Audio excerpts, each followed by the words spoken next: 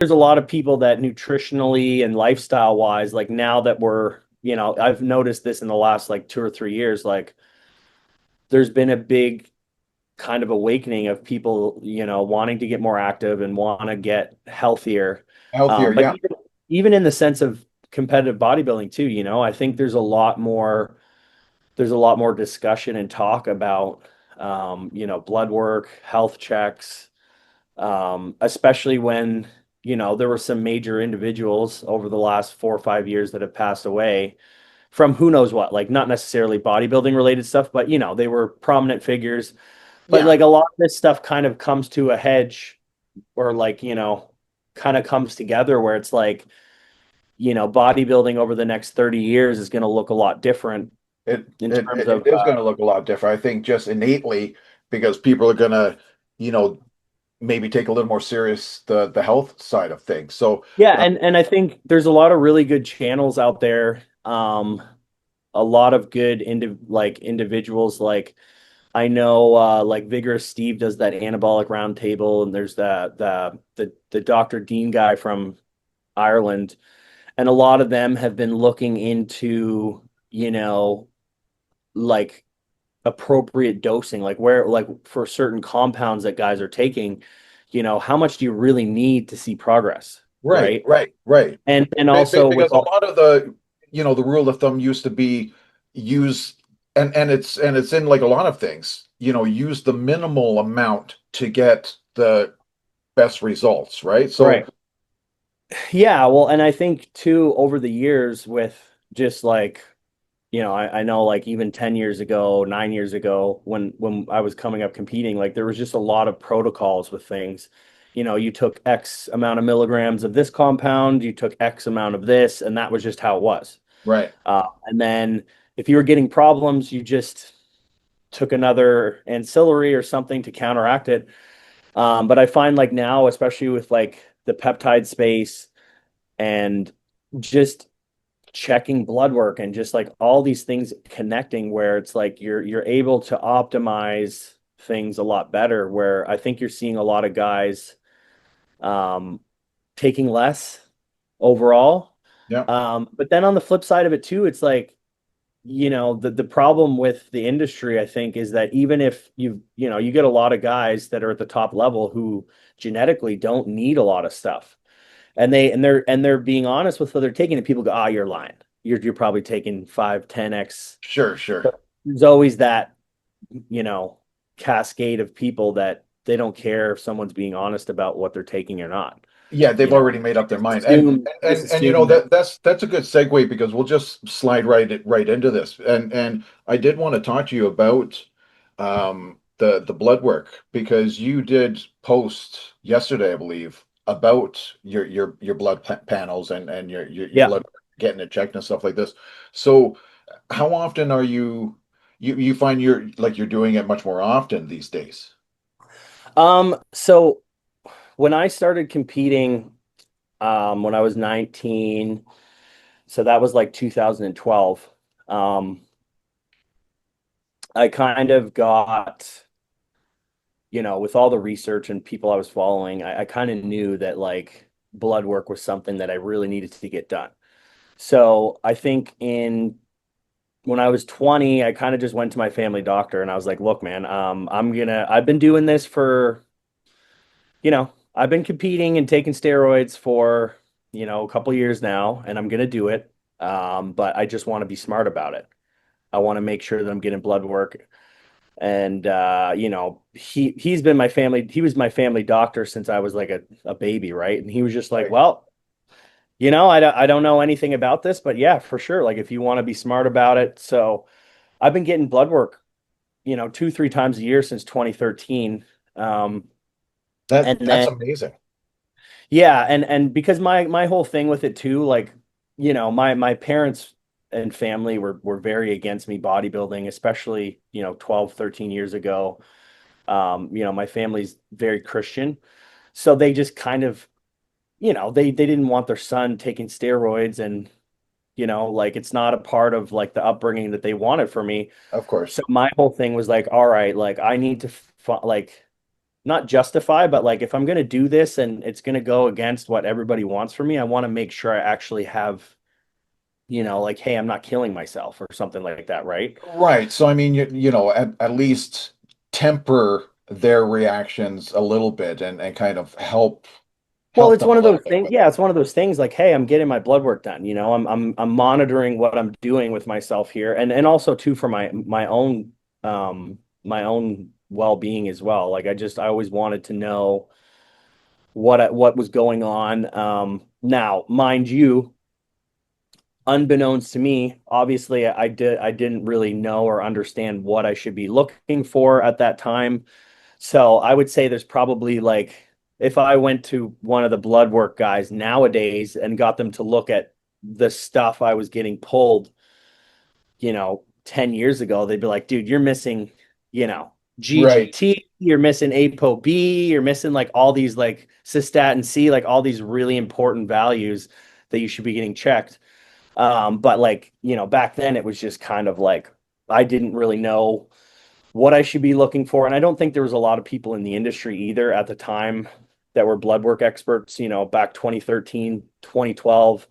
I would A lot agree. of that stuff was just in terms of the industry as well. Like, it was a bit more like vague and like there wasn't a lot of openness, right? Like I think that was kind of around the time that Rich Piana started talking more about PEDs, and stuff like that.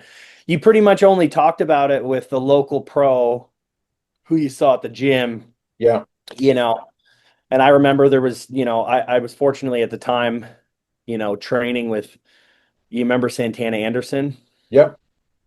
And he won the Mr. Canada, and he had asked me to be his training partner when I was like 19, 20, Oh which I wow. thought was awesome. But I mean, he was getting coached by Hani. So like you would just be asking, hey, what is Hani like sharing with you? Like Yeah, what yeah. The knowledge would just kind of trickle down, Yeah, and Yeah. then I was hiring, I was hiring different, like, I worked with Greg Doucette and I was hiring, him and, you start working with all these different coaches and I worked with Matt Jansen there in 2015, 2016 when I started doing really well. So I got more knowledge and understanding of what I should be doing with all that stuff, especially with blood work. But yeah, I've been getting checked for well over a decade. And now it's a lot better because I'm getting things that are more important looked at. And I'm trying to get blood work done about every 12 weeks,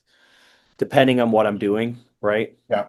What do you think of, because we know there's an army of 17 to 22-year-olds on Instagram out there, even younger than 17, that are already on Right. everything in the kitchen sink type of thing, right? Yeah. Um, and I think I think it's safe to hazard a guess that they're probably not getting a whole lot of blood work done. I don't think anybody is. You know, um, I don't so think anybody's really getting a lot of blood work. and the follow-up question, because I want to ask what do you think they're going to look like come 10, 20 years down the road type thing, but also, what do you think the assessment is even on in the pros? What percentage of the pros do you think are getting regular blood work done? But, let's start with the youth, because I mean, I think that's the most pressing, because they're just so young, and they want instant gratification, as we know, right? It's the social media era, and they're just hopping on the stuff. I know, just haphazardly, and they're Yeah. not getting the blood work, I presume. Well, I think there's a couple things um, that are really the issue. A lot of these guys, and I can understand myself, it's the fear of judgment or like the fear of rejection. So they're first of all, a lot of these kids are, they're not getting a coach for number one. So they're not hiring someone for guidance. So they're not hiring someone who is like, all right, I'm gonna help you, you know, cycle your stuff and like kind of limit you at what you should be taking. And that's something that I was fortunate for me. Because I started taking stuff before I had a coach and stuff when I was like 18. I was going on all the forums, I was reading every thing I could possibly do. But then when I was working with some of these coaches and stuff when I was younger, they were like, you're only allowed to take this much. They were Right. it was kind of like that respectable person who's like, you're not allowed to take this, you're not allowed to do this, and you're not allowed to take that, and you can only take this many milligrams of that. And thankfully for me, I was in that situation. Um, so I think for number one, that's the issue with the kids is they're getting poor advice. They're trying to cycle and design and all this stuff on their own. And then on top of that too, especially in Canada, they're terrified to go to their doctor and ask them for blood work and tell them that they're doing steroids because they already know their doctor is going to be like, why the hell are you taking hormones? Which every medical professional should should Should be, do. right. And Yeah. a lot of them aren't going to let them get blood work done because they're just going to be like, no, you shouldn't be doing this. So I think that's kind of a combination where kids are not going to they're not going to go to their doctor Yeah. because they already know the answer. And then medical professionals in Canada are just, I mean, I guess it really depends on your doctor. um for me, I kind of was just like, if I'm going to go to my doctor, tell him what I'm doing. And I went with the side of like, look, I'm doing this. I want to be Regardless. safe.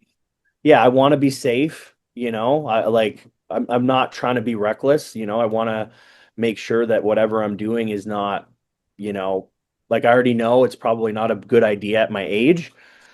But so I think that's the issue that we're seeing mostly. I don't think it's a lot of irresponsibility in terms of like, their doctors are like, yeah, you can get blood work done, and they're like, I just won't bother. Um, Right. but I think the other thing about that, which a lot of younger guys should consider, is like you have nothing to lose to go and talk to your doctor, and you don't need to get into a defensive argument.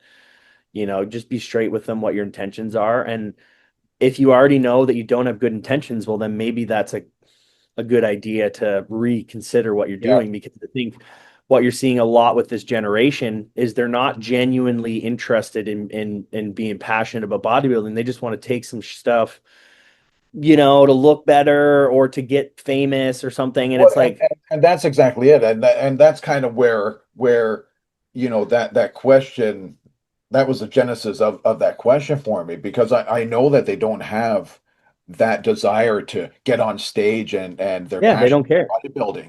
It's I call it a, it's almost like a rented physique, because they're not going to be doing it you Yeah. know, 20 years down the road. They're not going to be doing it at 40, 50 type of thing, like you and I will be, like you're going to do it your whole life type of thing, right? Yeah.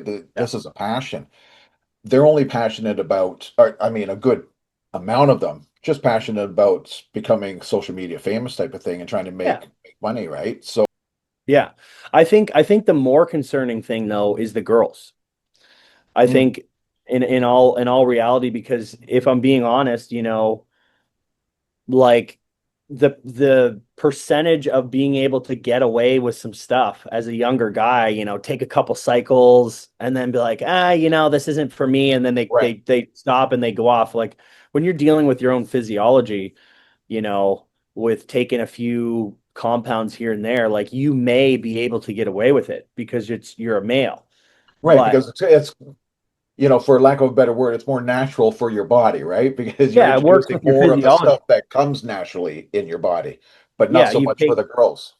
Yeah, and I think the bigger problem and the bigger epidemic right now with health in the bodybuilding industry is, if you look at the amateur levels of competing, um, the interest in the guys classes like bodybuilding and even classic, you go to an amateur show, you go to any amateur show, and bikini will have like 30 to 40 girls in it. Like, you'll have 10 to 15 girls for A, B, C. Yep, yep.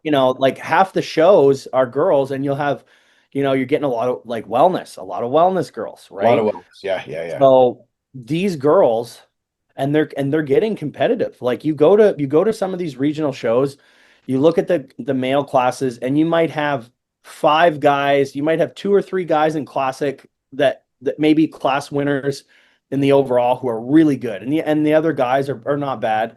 Um, Now that might depend on the area and the population, but Yeah. like Yeah. you go in the bikini classes, and like the top It's three just, to five is like really good. You go in the wellness, and they are really good. yeah. So you start to look at the competitiveness between the males and the females, and the girls is getting way more competitive. So what you're seeing too is there's a heck of a lot more drug use with the girls. I don't think it's different than it was over the years. I think things are pretty similar in terms of like I don't think girls are using more stuff than they ever have, but I think that there's just more use in general.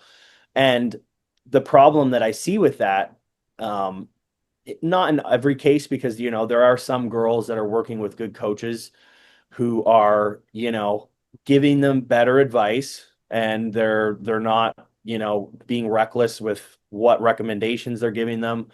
But with a lot of these other girls and a lot of these other coaches, like I know a lot of situations of coaches who are coaching girls, and some of these are female coaches, and they have their girls running 30, 40 milligrams of Anavar. And like I only know that because somebody has told me, and then I'm looking, I'm like, they're running that? Like, why would they be running that? Yeah. And then they're not getting blood work done. Right. Like they're Right. not, Right. No, right? no, And so no. there's a They're lot of those like, well, don't really see any problems. And it's right. I'll there's cross that bridge when I come to it. Like I'm not yeah, getting any and problems right now.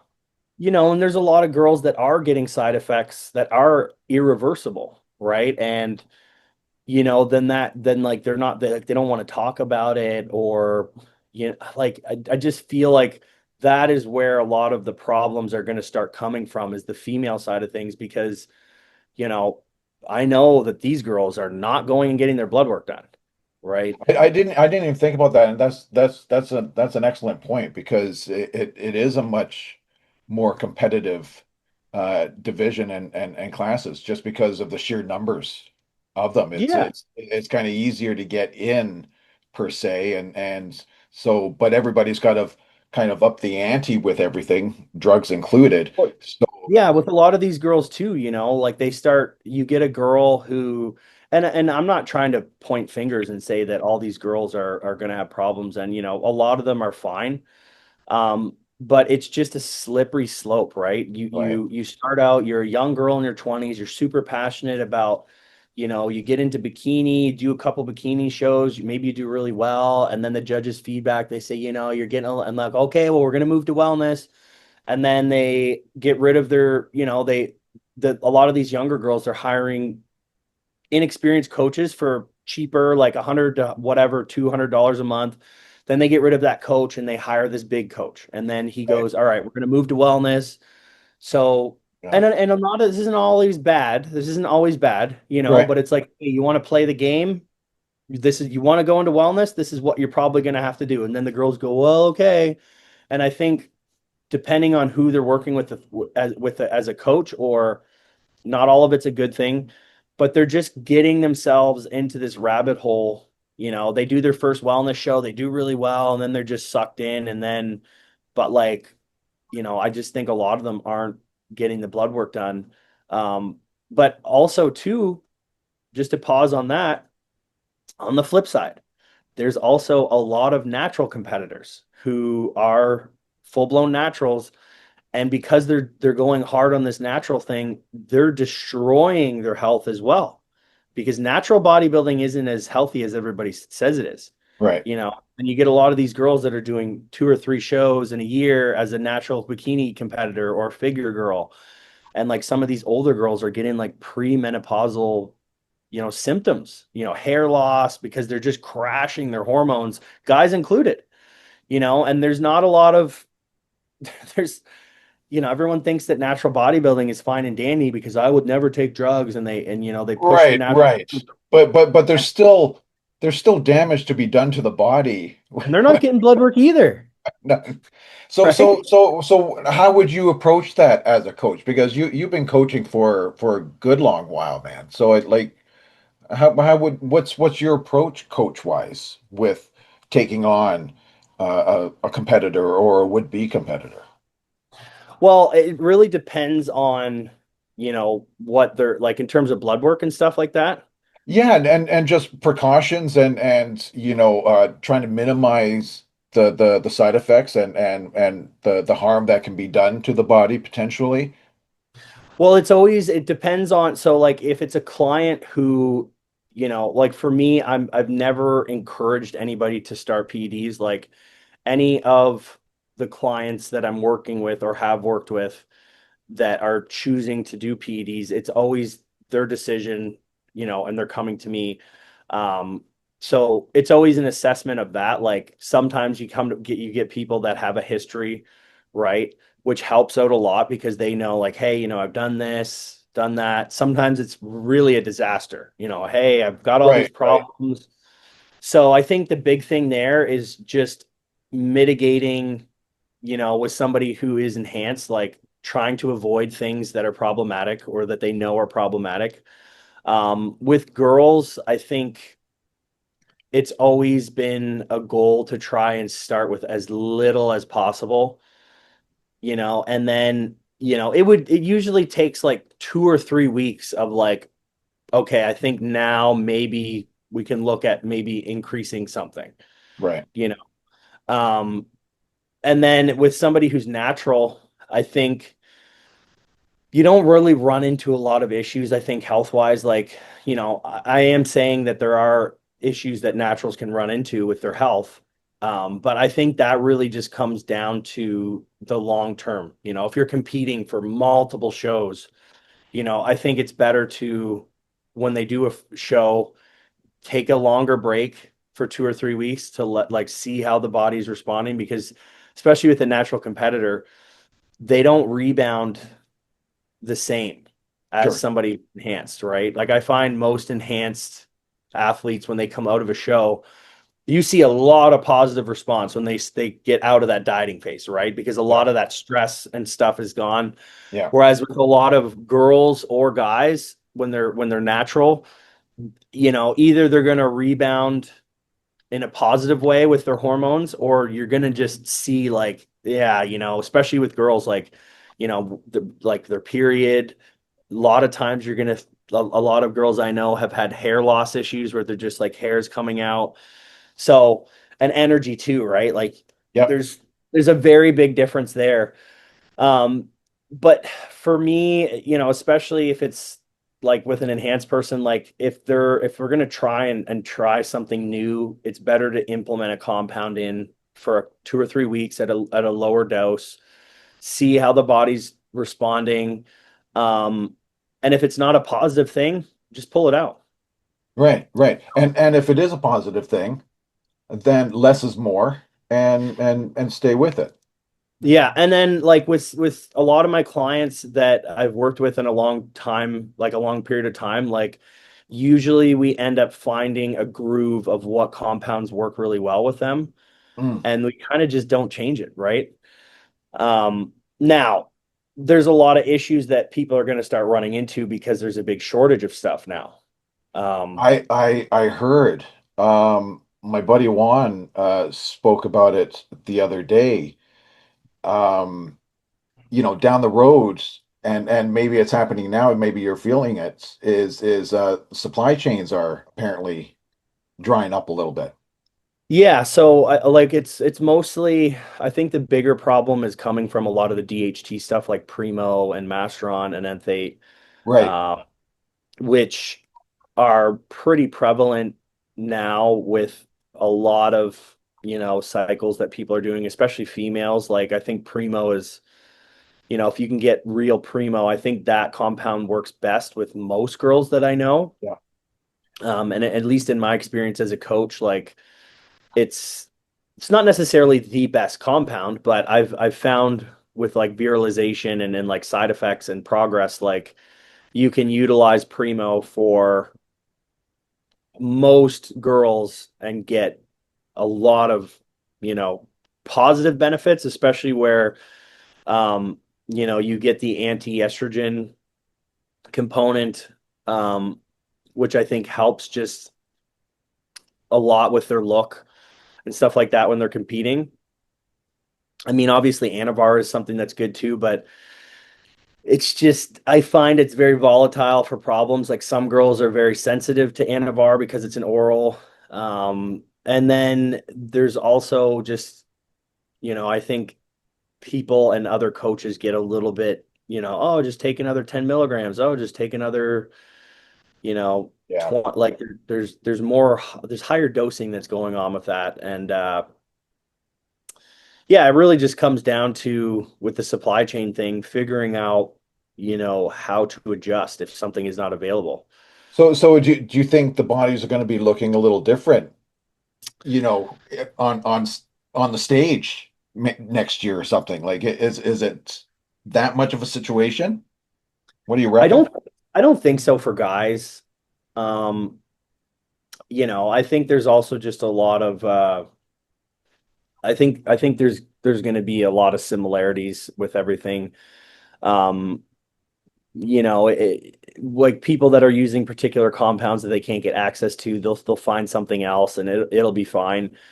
In terms of guys, I think like equipoise is going to be a little bit more of a useful because like with Masteron and Primo kind of not being available, and a lot of guys are utilizing those compounds for mitigating estrogen as well as an anabolic. Um, you know, if there's not access to it from somebody who's trying to use it, you can use equipoise. Um, And then, I mean, I don't think the shorter ester ones are really like Masteron propionate. I don't think that is going to be much of an issue. But a lot of guys are liking to use the longer ester stuff.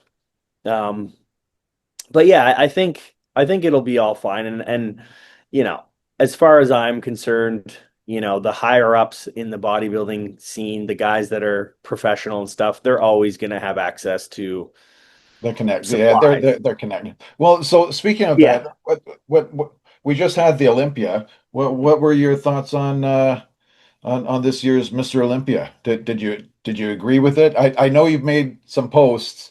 Um, I definitely, yeah, I mean, I definitely agreed with the judging. I think the big discussion that's been going on is like, a lot of people are upset that Derek won. Um, I think a lot of people are upset that just the packages that guys brought, like, you know, I had Samson kind of as my favorite going into it yeah, because I was watching him, and I liked his guest posing that he did. I was really a fan of his I was change in impressed shape. with that. Yeah. But then also too, with how Nick competed in Pittsburgh and New York, you know, and I thought he beat Derek in New York or Pittsburgh. Um, And I had Nick, it's funny, I was talking to Bob Chick, and I dared to say that I've got Nick maybe second or third place, right? Going into it.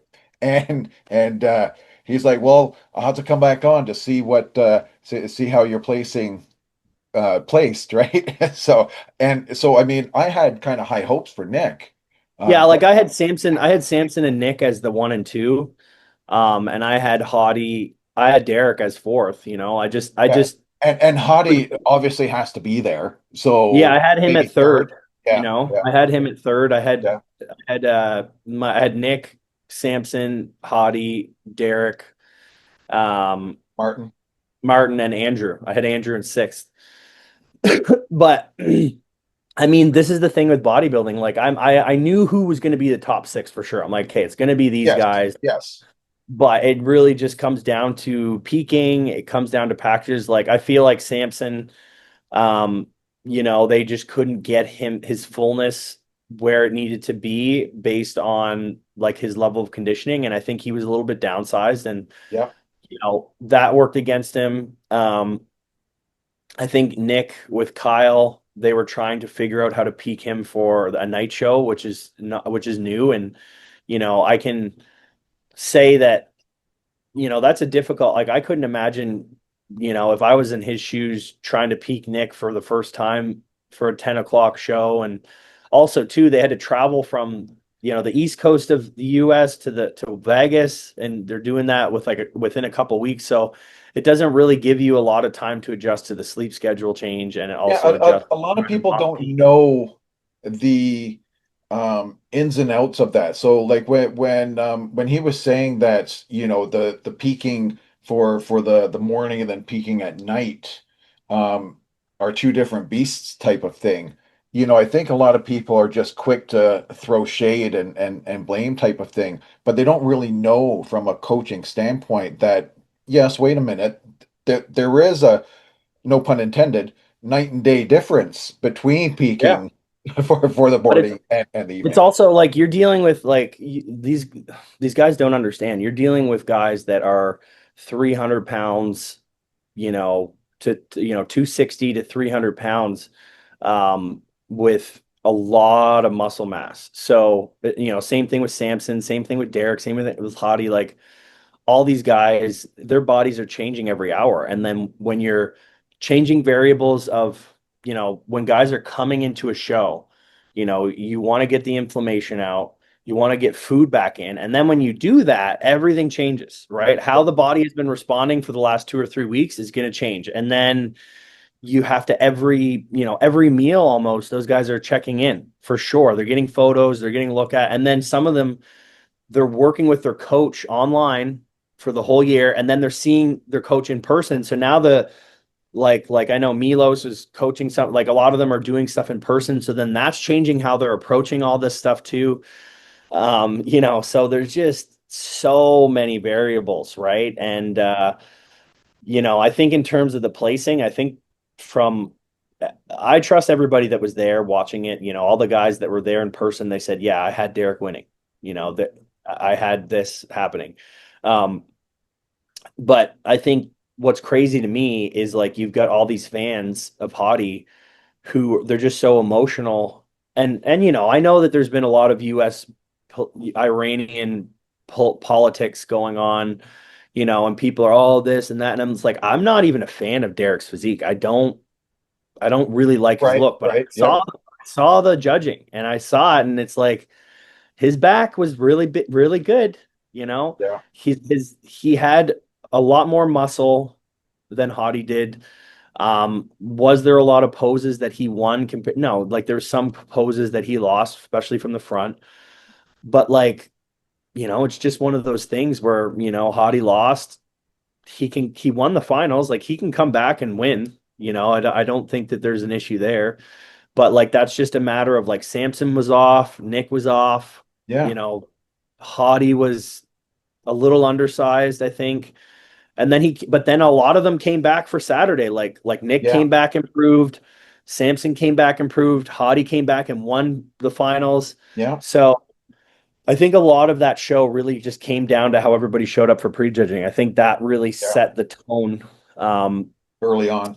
and like Andrew looked incredible. Yeah. Yeah. Andrew, Yep. Yep. Andrew he was like, that was the best Andrew. And it's like Oh also a yeah. testament that if he can come back with a lot more tissue, Mm. he can win, Yeah. you know? Yeah. Yeah. Yeah. Yeah. Easily. Agreed. Agreed. And And Martin looked incredible. And it's really yes, important that they didn't have that five man, call out kind of thing. Um, I had Martin beaten Sampson. wait, when I said my predictions,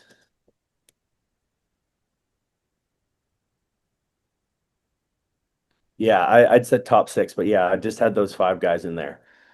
Um, yeah, Nick, Samson, Hottie, Derek, Martin, and then Andrew. Sorry, yeah, I had Yeah, Andrew at I had six. two. Right, Yeah. right. Yeah. That's where Nick had placed six. Right. Yeah. Yeah. So it would have been cool to see a six-man call out, Yeah. right? Like bodybuilding is all about like, you get a lot of these sports. I mean, bodybuilding as well. Like you had Ronnie, you had a lot of these guys that dominated for years, but like now we're in the era where it depends on the show, it depends on the peak, it depends on the look that some guys can shuffle around. between Yeah, first, yeah, second, fourth, and fifth. the legacies are kind of gone. Yeah. You And I know? mean, even even Brandon, he showed up incredible. That was the best Brandon Curry I think that we've seen in years, and there's just a lot of volatility between these looks. But yeah, I think you're right. The politics played a part in Hadi's fans responding. Um, Yeah, and I mean, like and I get it, and it's I always see bodybuilding as the like a cure-all. I mean, it's fans of it, it's our niche, right? And nothing else matters.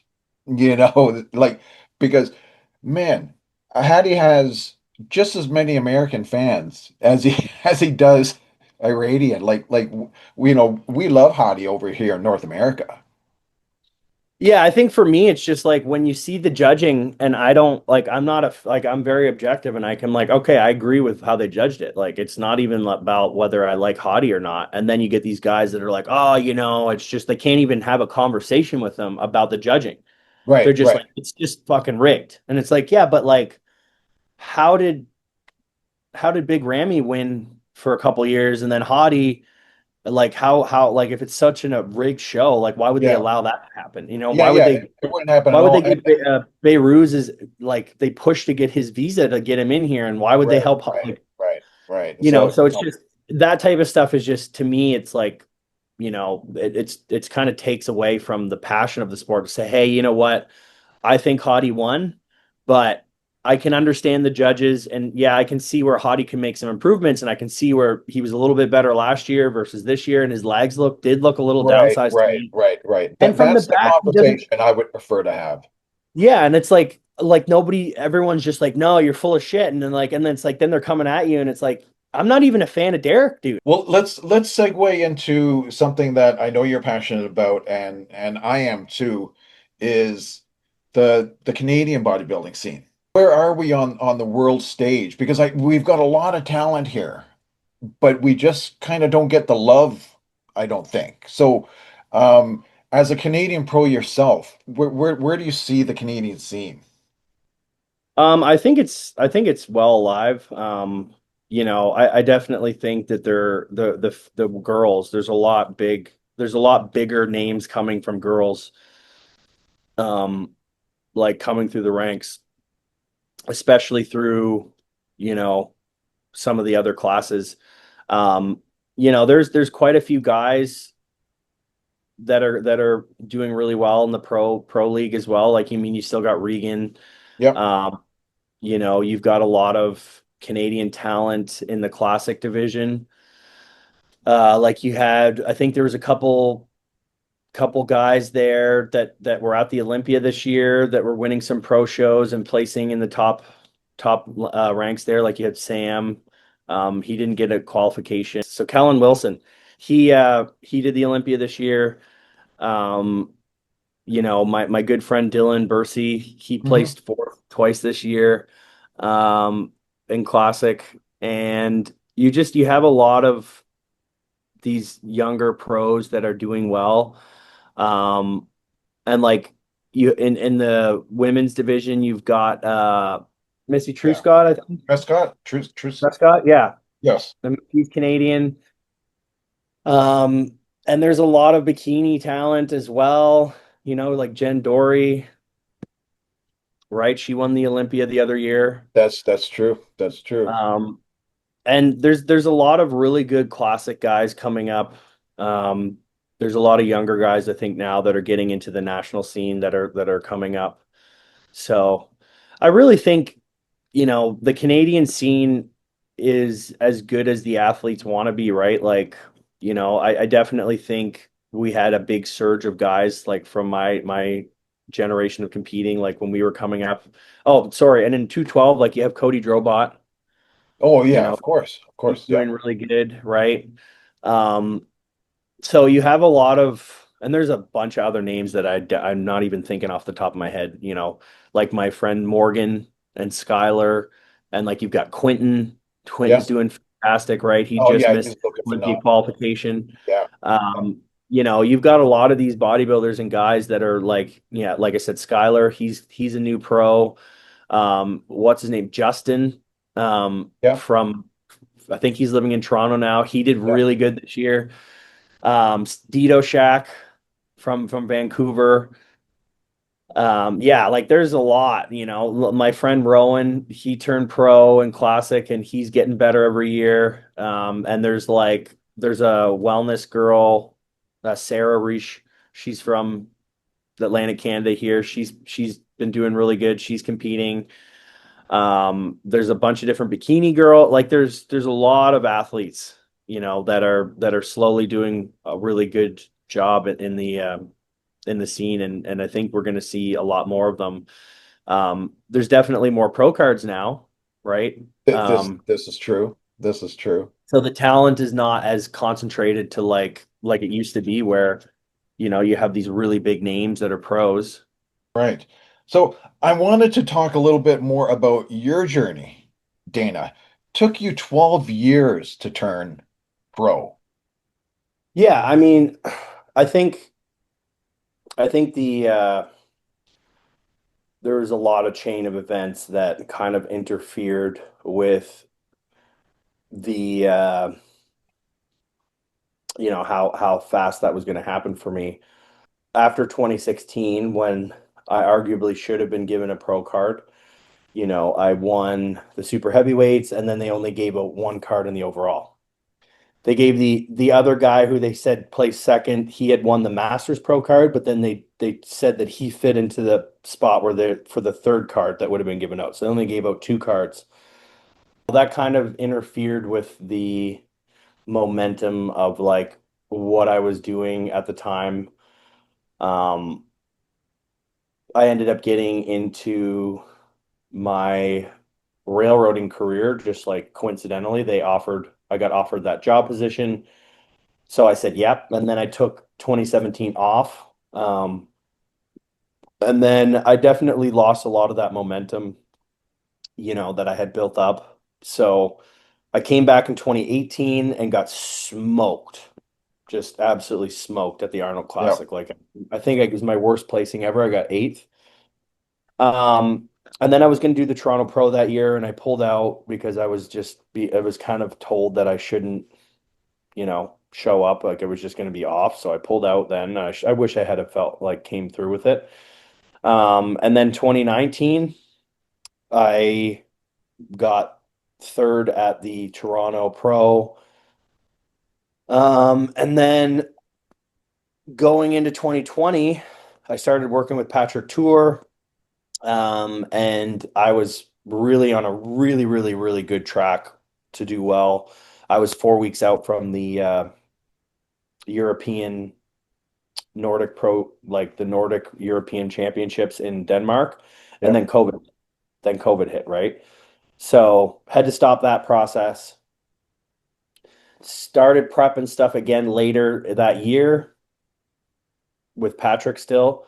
Probably my all-time best look. Um, Flew into Toronto. They canceled the fucking show, right? Yep. So I had a really good shot to win my pro card then too. But yeah, we flew in on a Thursday, and then the Ontario health minister shut it down the same day we flew in. So then I had to go back to Nova Scotia and quarantine for 2 weeks.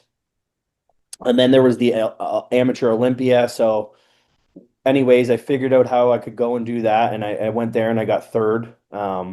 And it was a nightmare. Like that whole thing, like going to fly out, the plane turned around, missed all my connections to No. Florida. Oh yeah, like it was just a total like disaster with all that.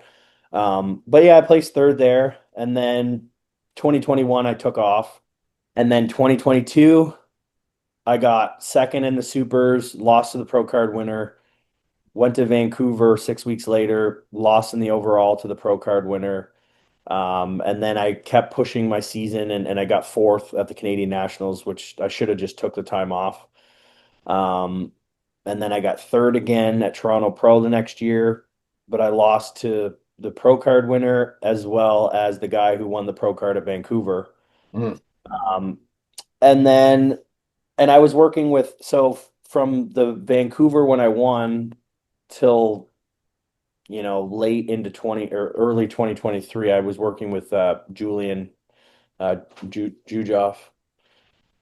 Um, and then in 2024, so last year, I kind of at that point was just getting a little bit nervous about, you know, not nervous, but I just had it in my mind that I'm like, because I was doing really good with clients and my success with them. Right.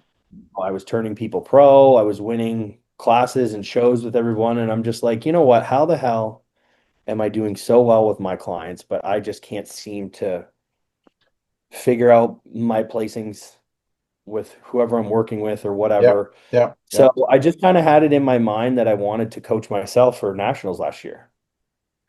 There you Um, go. so yeah, I did that and won the regional, and then I won the whole overall at Canadian Nationals. That's Yeah. that's amazing, Dana. That's I love that.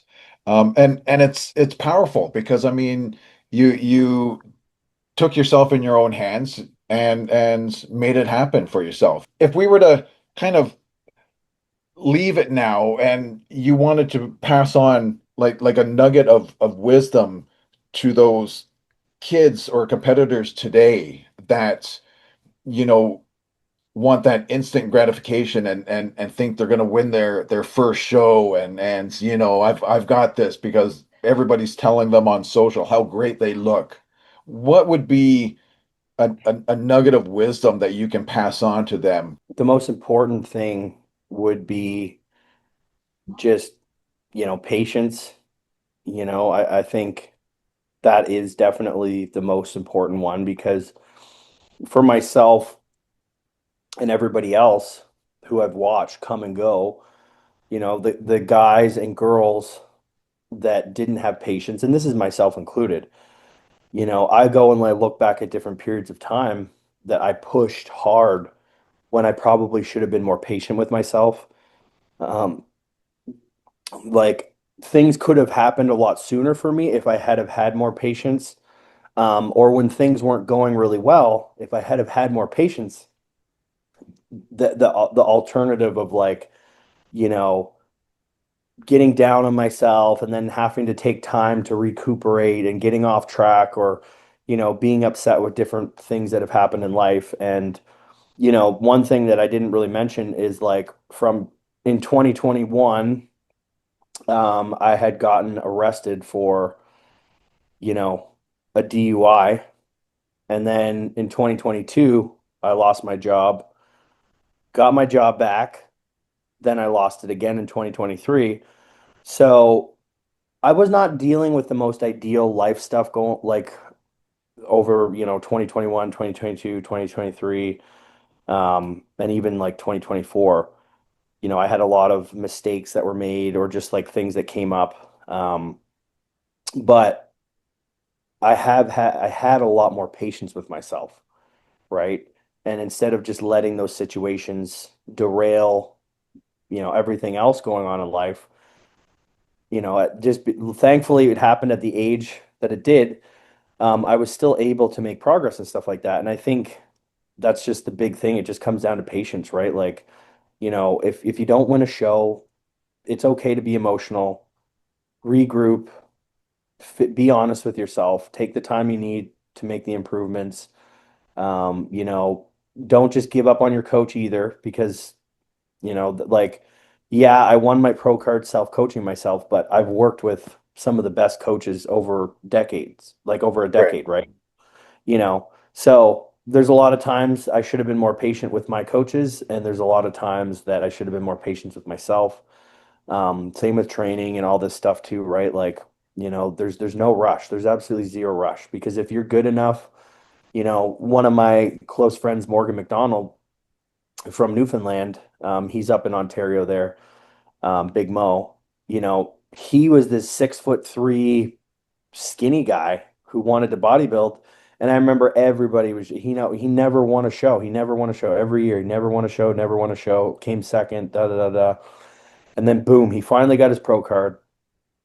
And now he's like made so much progress with his career. because he was patient and he just grinded it out. He didn't miss any meals. He just kept, focusing on the thing. And I think with that patience comes also, you know, making sure your circle is very, very good. Just be patient with family and friends, yourself, and keep the good people around. And it pays off a lot. So That's yeah, awesome. I guess the focus is on patience. Patience is the Yeah. take home. Um, Dana, thank you for being honest too about your journey and stuff.